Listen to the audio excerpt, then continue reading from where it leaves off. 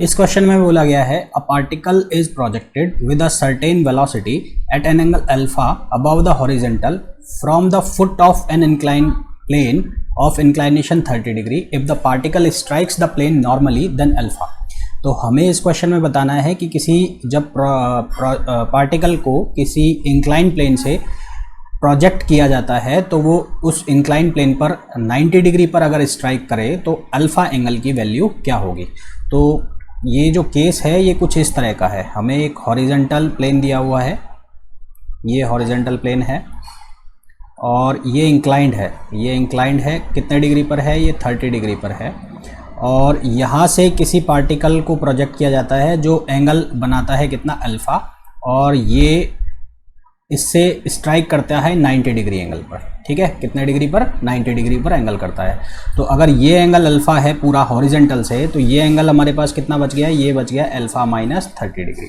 तो ये केस कौन सा हो गया, जब किसी पार्टिकल को प्रोजेक्ट किया जाता है इंक्लाइन प्लेन से, तो उसका ये केस बन गया। तो उसको किस तरह से सॉल्व करते हैं। सबसे पहली चीज़ तो ये है कि जब ये इससे 90 डिग्री पर स्ट्राइक करेगा, 90 डिग्री पर स्ट्राइक करने का मतलब है कि इसका जो हॉरिजॉन्टल कंपोनेंट होगा, ये जिसको हम Vx कहेंगे, ये किसके बराबर होगा, 0 के बराबर।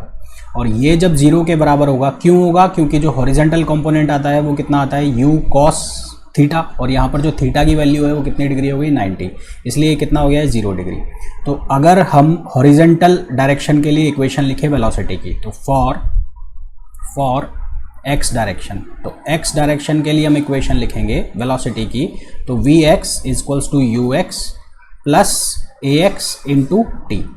टी वो टाइम पीरियड है जहां पर ये जो पार्टिकल है इससे स्ट्राइक कर रहा है। ठीक है, अब हॉरिजॉन्टल वेलोसिटी का फाइनल जो वेलोसिटी है वो कंपोनेंट है वो 0 हो गया। इनिशियल जो कंपोनेंट है वो कितना होगा, वो होगा u cos, और ये कितना हो जाएगा, ये पूरा यहाँ से यहाँ तक अल्फ़ा है और ये एंगल है 30 डिग्री, तो ये हो जाएगा अल्फ़ा माइनस 30 डिग्री, है ना। ये चीज़ समझ में आ गई होगी।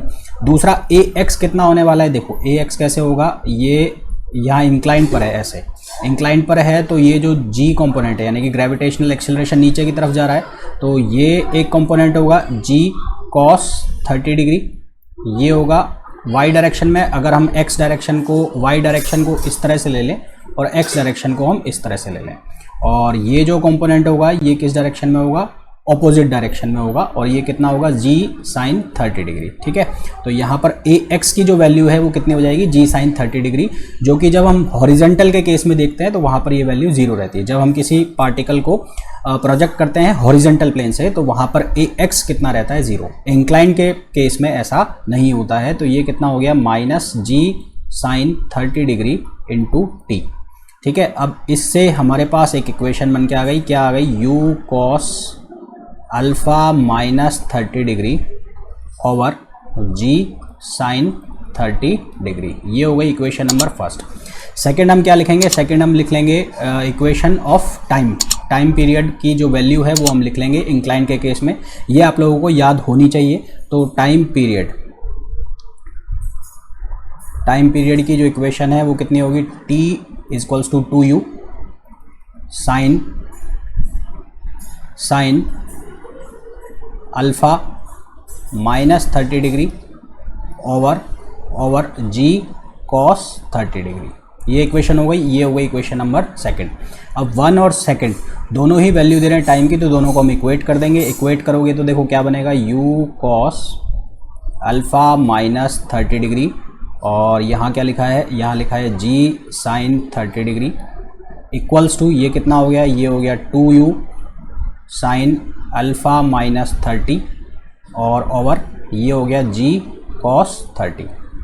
इसको हम फर्दर सॉल्व करेंगे तो देखो ये u से, और ये वाला u मर गया, यहाँ से g से g मर गया, तो ये क्या बनेगा, ये बन जाएगा हमारे पास tan alpha minus 30 degree equals to 1/2 tan 30 degree. और जब इसको फर्दर हम सॉल्व करेंगे तो हमारे पास जो इक्वेशन है वो बन के आएगी alpha equals to 30 degree plus tan inverse √3/2। तो ये क्या होगा, इसका फाइनल आंसर होगा, यानी कि जो अल्फ़ा एंगल बनेगा जब ये स्ट्राइक करेगा नॉर्मली इंक्लाइन प्लेन से स्ट्राइक करेगा, तो ये एंगल अल्फ़ा की जो वैल्यू होगी वो ये होगी। Hopefully you have understand the solution.